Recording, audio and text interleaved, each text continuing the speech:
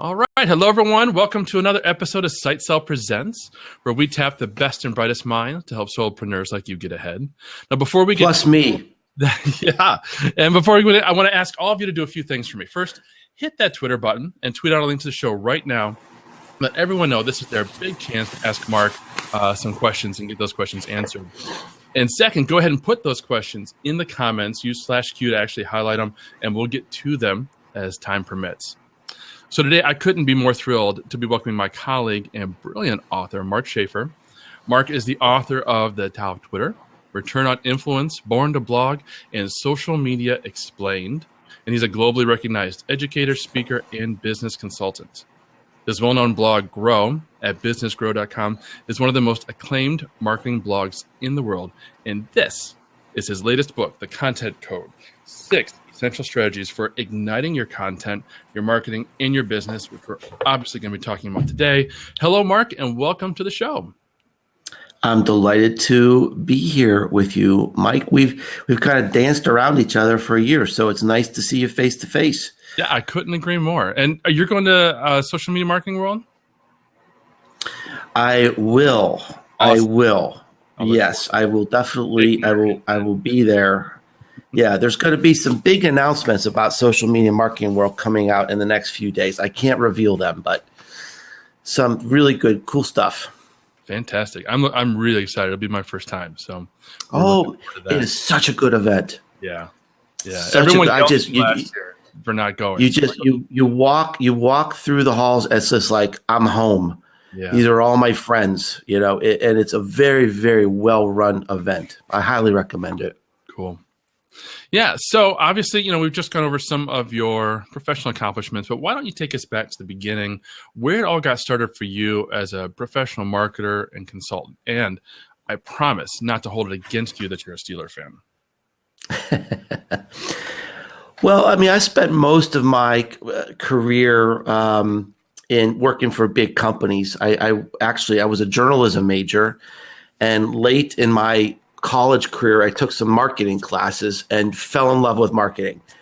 And if I had taken marketing as a sophomore, I probably would have been a marketing major. So I knew this is what I wanted to get into, and I kind of took a roundabout path. I worked for a few years in PR. I worked for about 8 years in sales, finally got into marketing, and I've done just about every kind of marketing job you can think of. Global marketing, product development, had a new product development laboratory even reporting to me for a while. And then in the early 2000s, I got really interested in the internet. And my last job was with Alcoa, which is a big metals company, global metals company. I was the global director for e-business, and we were just getting into digital marketing. We were creating customer intranets. CRM reported to me, and then in 2008, Alcoa wanted me to move to Europe. And we went back and forth, and for some personal reasons, I didn't really want to move to Europe. So I decided to start my own business. And I started my own business consulting. I also started teaching in 2008. And what really got me into social media was I knew that to consult or to teach, I really had to immerse myself in this. You can't teach something unless you do it. So I started a blog really as an experiment, and the thing just took off. I think what resonated with people is in that time period, there weren't a lot of bloggers that really had corporate experience or marketing experience. So, I've been there. I've run departments. I've had budgets. I know what it's like to really try to implement this stuff in the real world. I know what it's like to walk into your boss and say, I think we need to tweet, or we need to blog, and how do we measure this stuff? So, I've been there, and I could really relate to the issues and the struggles people have doing this stuff. And so that continues to be my approach with all the content I create today. It's very practical, I think. I think I ask the questions that need to be asked. I'm a teacher in my heart. I'm always trying to really help people, help our field move along. So that's a little bit about me, how I got started.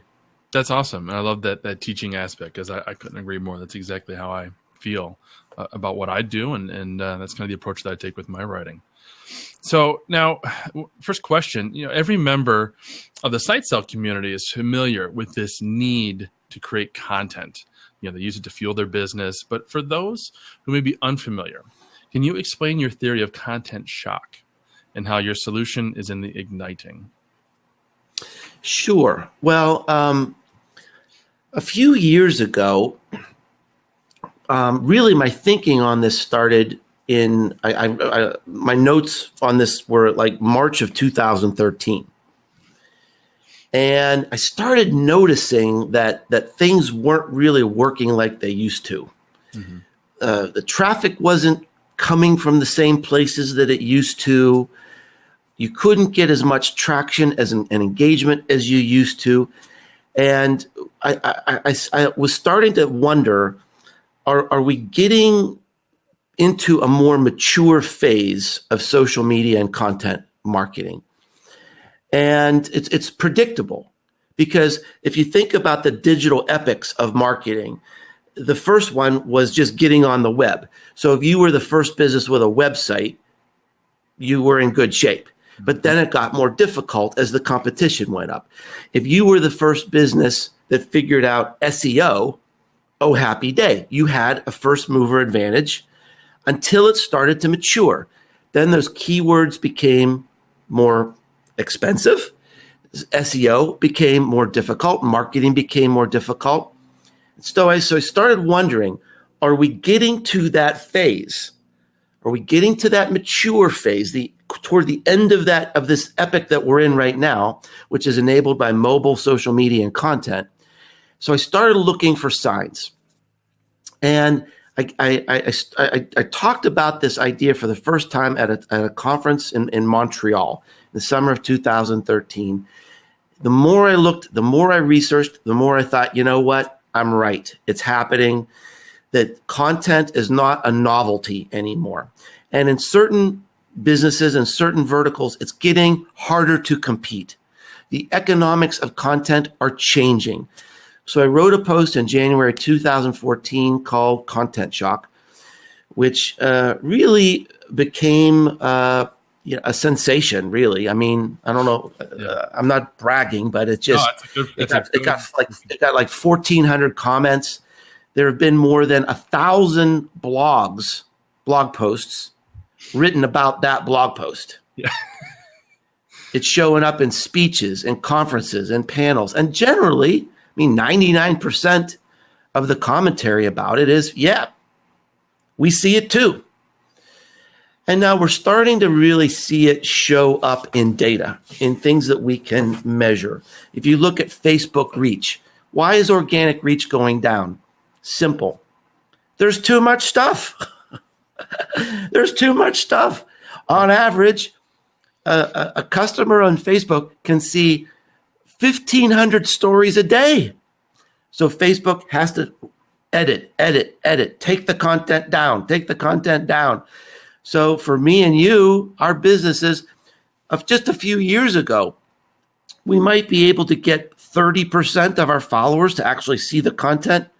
Today, it's maybe on average 2%. Yeah. That doesn't mean you can't be successful on Facebook, but there's just too much stuff. And the first thing Facebook is going to take out is business content. Yep. So there's a lot of things going on that point to this fact that, yeah, the economics of content is changing. And so for the last 2 years, I've obsessed about this because I'm a marketing strategist. A lot of people know me best for social media, but I'm a marketing strategist. That's what I'm best at. That's what I love to do. And as a strategist, I've got to have some answers. What do I tell my customers? What do they do? Do we just see this wall of noise coming at us and say, okay, I give up? Well, I'm not giving up. I'm going to figure it out. And so that's what the book is about. That's what the content code is about. It's as far as I know, the most comprehensive and complete answer I could imagine as far as what we need to do next. Because content isn't a novelty anymore. A few years ago, just creating content was good enough. You could get some readers, you could get some followers. Today, content is not the finish line, it's the starting line. That's where the work needs to really focus, and we need to start building a competency about how do we get the content seen in this noise? Because the economic value of content that is not seen and shared is zero. And you've seen the same statistics I have. Most content is never seen. We're wasting our money. We're creating no economic value for our businesses. So we have to look at this new competency for our marketing departments of content ignition. How do we get that content to be seen and shared? Yeah, that's fantastic. I couldn't agree more. And in fact, that was kind of a pillar post for me, my blog promotionology post about just how to get that content out there. Because people who write a blog post and maybe share it to Twitter, they're just wasting their time. They might as well not have written it because, yeah, you're right. It's just sitting there. There's no economic value to it at all. So you've kind of hinted at this, but what exactly is the content code? Well, what I've done is I've literally tried to think through every possible way we can get our content to move. And I got a lot of help on the book because I'm not an expert in everything. So I asked friends who I really trust, who are experts in their field, like Lee Odin, on some of the how does SEO move content? Isn't that an interesting idea? So what is the new relationship? If you're with me, that the power, the economic value on the web does not come from content. It comes from sharing. It comes from the transmission. Then what is the new role for SEO? Isn't that an interesting question? So, I take the marketing conversation really in an entirely new way. And I frame it in this idea of how do we focus on ignition? How do we use these tools to get people to share? And maybe I should back up a moment and just point to just one or two numbers that I think make this so compelling. And I hope it'll be so urgent, really, for the people listening in today.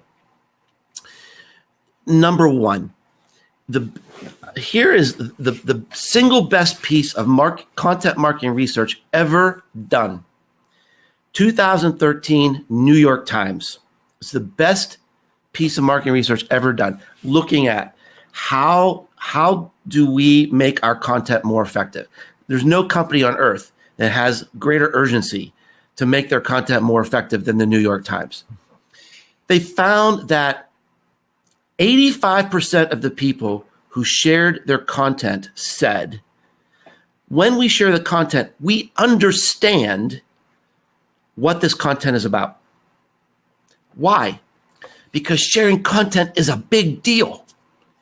You and I are in the business. We may share content to help our buddies, but most people share content because it shows something about them. This is an extension of who I am. This is an intimate experience. As I did this research, I was really moved by what it means when people share your content. They've read it. They understand it. The act of sharing content creates advocacy. There's nothing more important. This is better than any ad we could take out because we're in a world where people don't trust companies anymore. They don't trust our ads. They'll trust content shared by a stranger before they trust an ad. Second statistic, 70% of the people in this research said when I see content shared on the web, it influences my purchasing decision. So this idea of focusing on the share, on the transmission, it's not just strategically important. This is economically important. This is the engine behind the economics, the power of social media marketing and content marketing. We must understand this. We must start thinking this way, that publishing content, just simply being a publisher, it's not getting the job done anymore. Maybe it never did. Maybe content shock and this flood of content is making us reevaluate what is really important. How does this really work? So that's what I go into in a lot of depth into the book, is what are the specific ideas, what are the specific strategies. Yeah, that's incredibly insightful. And you're right. When things are working, we rarely, take a step back and try to figure out why. It's when they're not working that we're like, oh, well, what's going on right here? And maybe we were wrong all along. What exactly are I think we were intoxicated. Yeah. I think we were intoxicated because we started publishing content and maybe you see a little lift or you see a little, progress.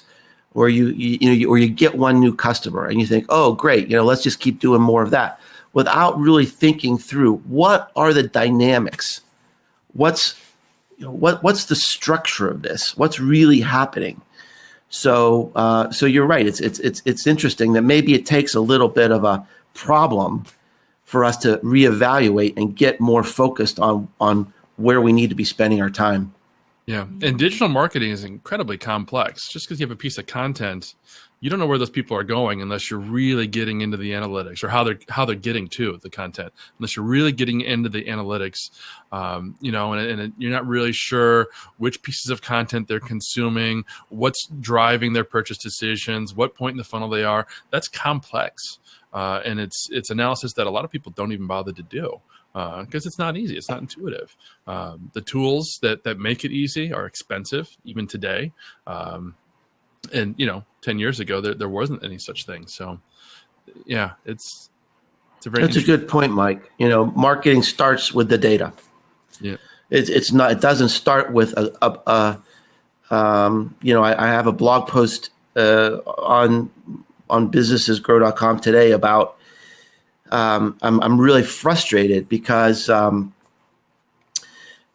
and I are on Triber, and so you scroll through Triber, and the content marketing blog posts are about how to write a better headline, how to use Canva to create a pretty picture for your blog, the 10 steps to getting new ideas for your Pinterest page.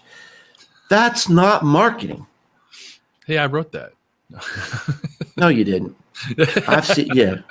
I mean, you're one of the good thinkers. I mean, you're one of the good thinkers out there. And my view is, let's not confuse creating content with content marketing. I mean, where are the blog posts about analytics? 50% of the blog posts out there should be about analytics and data. There's hardly anything. What about marketing automation? What about new ideas, new techniques to convert this content into leads? We're spinning our wheels on measurement, and I mean, it's time to reach higher. It's time to be bold, and it's just like I even question: are we losing credibility because we're focusing on this trivia? And we're rewriting the same content over and over and over again. I don't need another blog post about places to get pictures for my blog. We've got to solve problems. And I think there's an opportunity here for more thought leadership in this space. So I'll get off my soapbox. You probably didn't even ask me that question. No, that's okay. I think that's great because I think that's applicable, because there's a lot of people listening, obviously, who aren't marketers. And I think that exact same advice applies to each and every one of you, no matter what it is that you do, whether you're in marketing or you're selling cactuses or something else. Stop writing the same exact things that everybody else is writing. Joe Polizzi was writing about this, I think, yesterday. He said he was in front of a bunch of business owners, and he asked them the question, what are you doing differently from everybody else? How is your content different from the other 20 plumbers in your geographic area? And if it's not, if you're just sharing the same old stuff, why would anybody listen to you? What's the point? It's a very key question. I in my classes and in my talks and in my blog posts, I've been writing about this idea of maneuverability. So the most important word in marketing is how can you maneuver? So just writing content that everybody else is writing, you're not creating any leverage. You have no strategic leverage. You've got to assess, where is my opening? And it may not necessarily be in the topic of the content. It could be where you publish it, how you publish it. If your competitors are doing blogs, maybe you should do a podcast. If everybody is writing blog posts based, they're aiming at social media agencies, maybe you need to target somebody else. I just came back from a speaking trip in India. So everywhere I went, I said, who is the expert in India? There isn't one. Who's going to own that? There's an opportunity to maneuver. Who's the expert in your area? Who's the expert in your city? Own it. Be there. That's an opportunity to maneuver. It's not just about publishing. It's about how do you maneuver strategically. Yeah, that's so true. Now, to go back to the content go for a second, I know you had these different elements that you mapped out. What are those 6 elements? Well, the elements spell out badass. Yeah. So I'll go through quickly. I was going to end with that. What? I was going to end with that. So everybody tweet out right now and make sure you tag the show with #BadassBlab. Badass Blab. I'm sure. I'm. For some reason, the Twitter button isn't working on this thing. Anyway, the thing that I think is powerful about the book is that it's not linear, meaning it's not like, well, you have to do step 1, step 2, step 3, step 4. It's none of that. What I talk about here are the 6 possible things you could do. Some of them are easy. They take no money. Some of them are more difficult.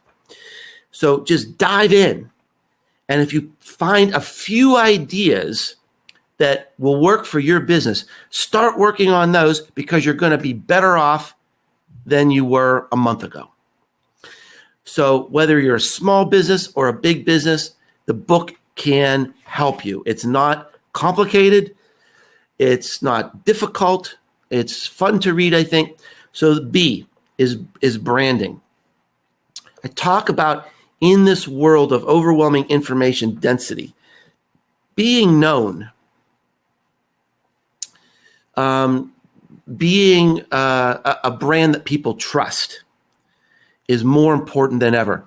Sometimes people share content for a reason that has nothing to do with the content. They share content because they love you, because they trust you. You are a brand, a heroic brand that transcends the content, transcends SEO and social media. So this idea of branding is more important. A is about your audience, not just any audience, but these special people who share your content. I call this audience the alpha audience.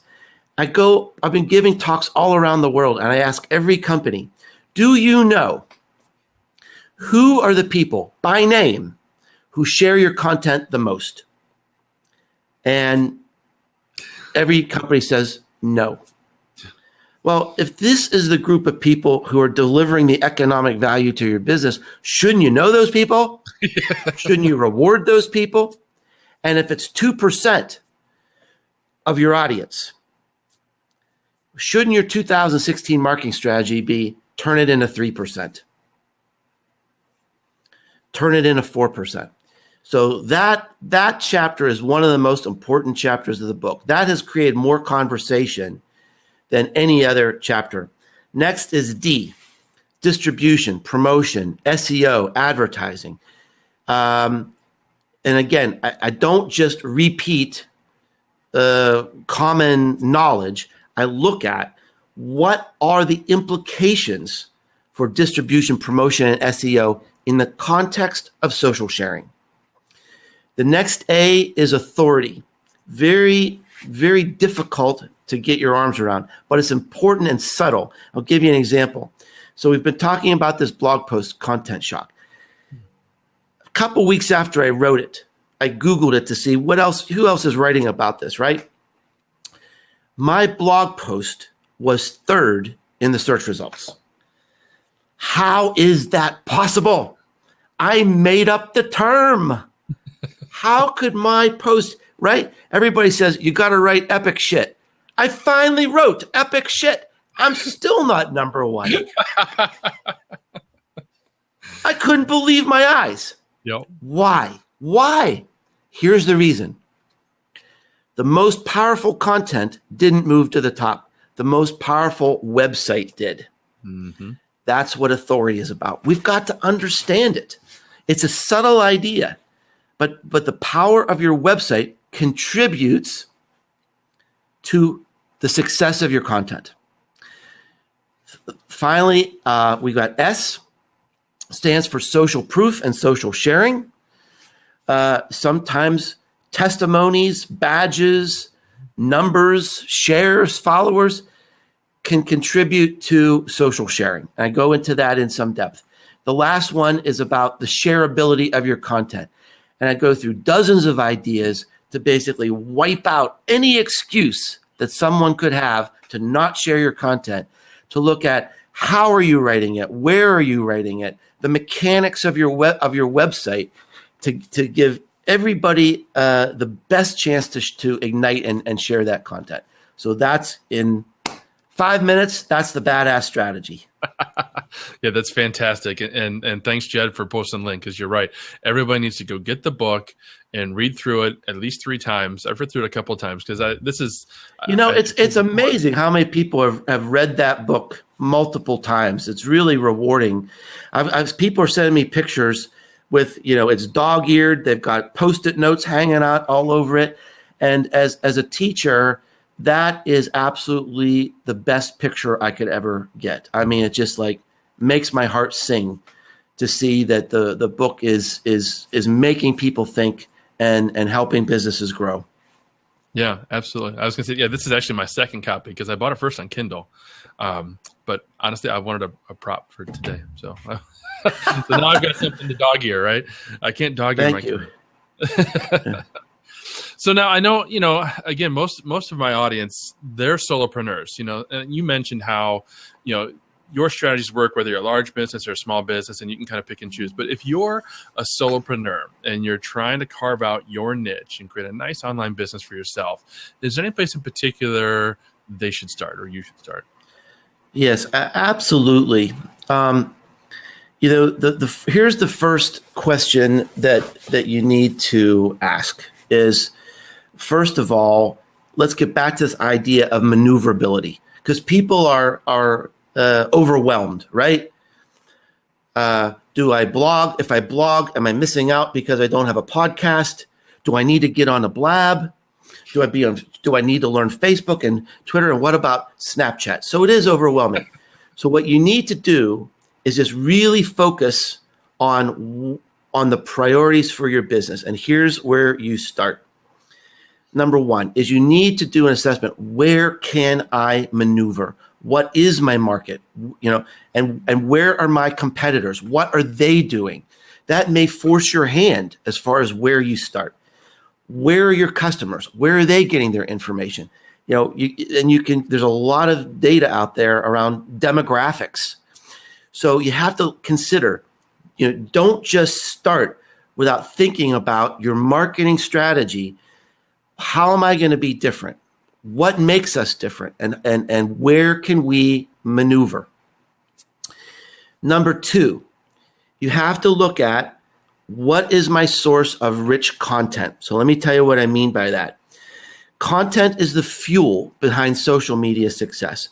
And to get vast reach and have the opportunity to build a voice of authority, you need either something in writing, like a blog, video, audio, possibly visual imagery that would be on Instagram or Pinterest.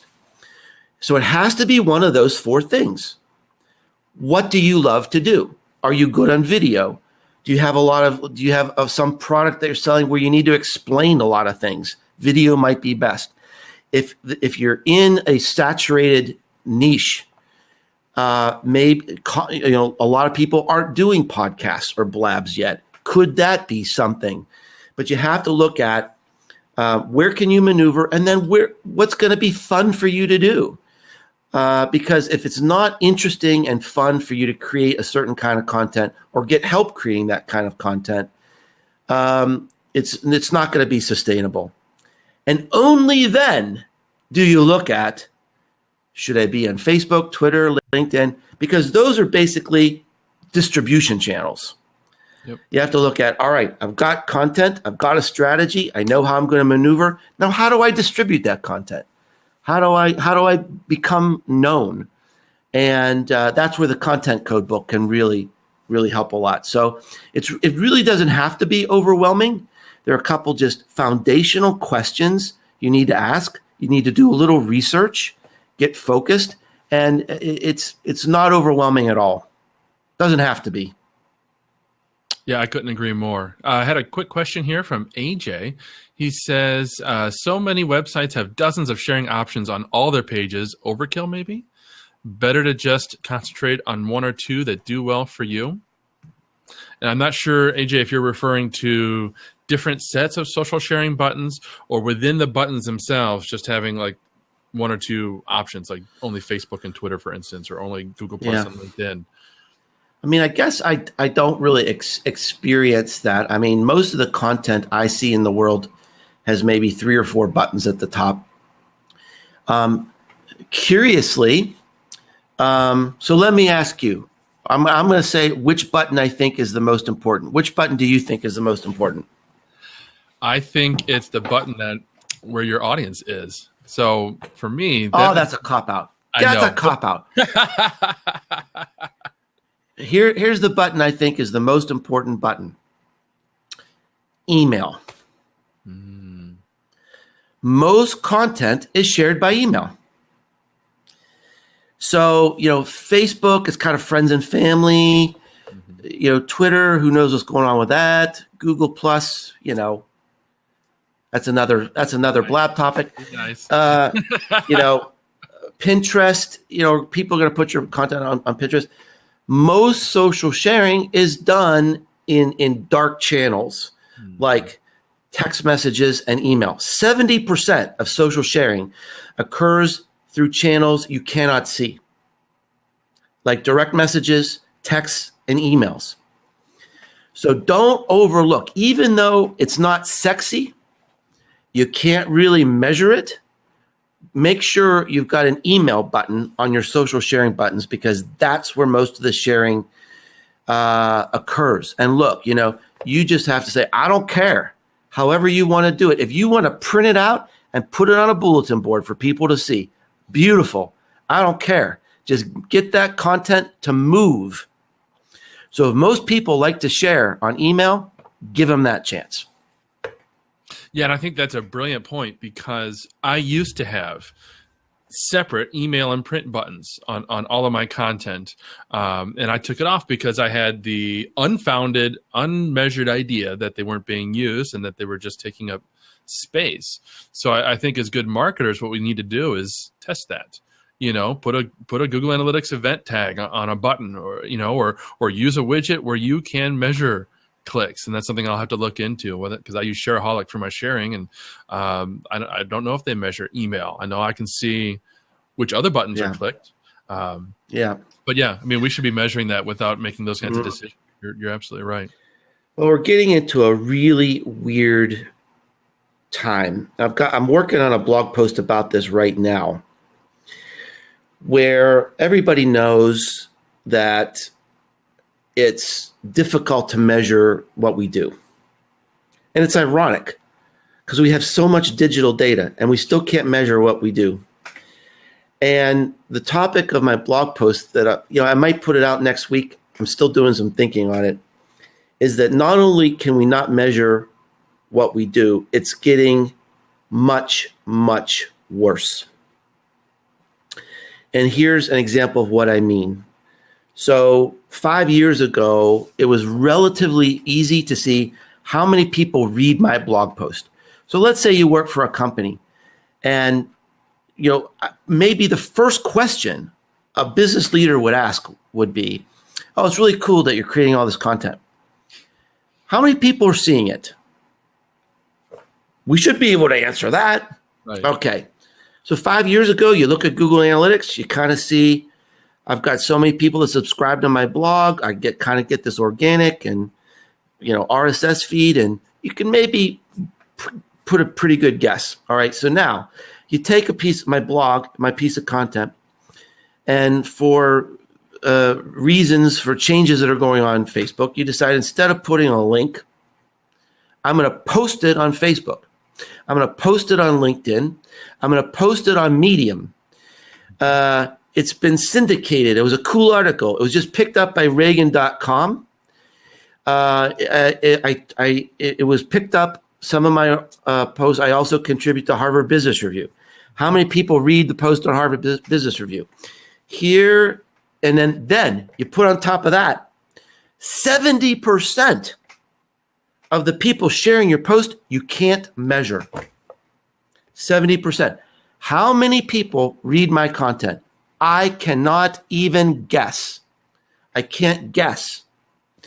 And that's where, the platforms have evolved beyond the analytics capabilities that we have.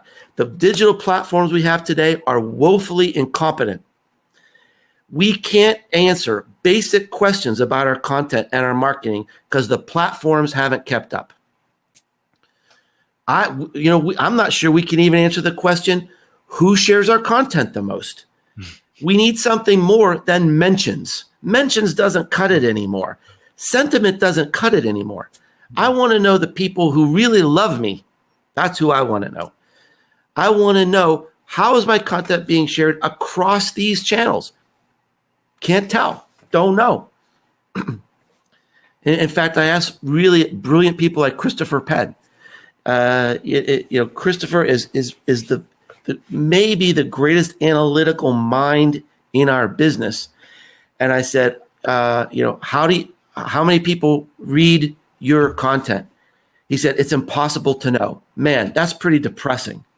That's pretty depressing. We have big problems in this business if we can't tell our boss how many people are looking at our content. Yeah, there's no doubt about that. Now, I know we've gone over, and I want to respect your time. And but folks, we've only covered like the first 3 chapters of Mark's book. Really, I mean, we kind of touched on some of the later topics, but that's it. So there's 8 more. Not even. So everybody head over to Amazon right now. Pick up your copy. You can get it on Kindle or have a nice copy shipped to you. The link's in the comments. It's going to be in the show notes. And I just love the dedication in your book, Mark. It was for my alpha audience, we create content, but content also creates us. This is for those who read, think, and grow with me each day. Can you tell us what you meant by that and where everyone in the audience can find you? Well, when you think about it's not too bold to say that the ability for me to blog has changed my life. It's changed my life, changed my business, it's changed my life. Look what I'm doing today. I'm here with you. How would I have ever had that opportunity before? 5 years ago, 10 years ago. Look at all these amazing people who are honoring me and you by spending their precious time with us today. And how did this happen? It was because of the content we produce. So the content changes us. And it's an amazing, amazing time that we live in. So you can find me at businessesgrow.com. You can find my blog, my podcast, my books, lots of free slide presentations, lots of cool stuff. And thanks so much, Mike. It's been wonderful finally seeing you and talking to you. And thank you, everyone, for listening today. I never, ever take that for granted. It's a gift that you're giving me today, and I appreciate that very much. My pleasure. And that's exactly why I wanted to have you on the show, because every SiteSell customer can relate to what you've said 100%. We live and breathe our businesses and our content. And I certainly want to mention for anyone watching now or in the replay, like I said, if you haven't started a business or you've been struggling, you need to pick up Mark's book and then head over to SiteSell.com, where you can actually get started on your own online business. You'll find a complete package there of tools and processes to help you take that knowledge and passion that you already have inside you and turn that into a business. So I want to thank you, Mark, for taking the time. It's been a real pleasure. And thanks to everyone who took the time out of their busy days to drop by and tune in. Now, guess what? We're going to see you all back in 3 weeks when I'm going to be joined by the one and only Ann Handley of Marketing Profs to talk about her book, Everybody Writes. So stay tuned, and thank you all very much. Thanks.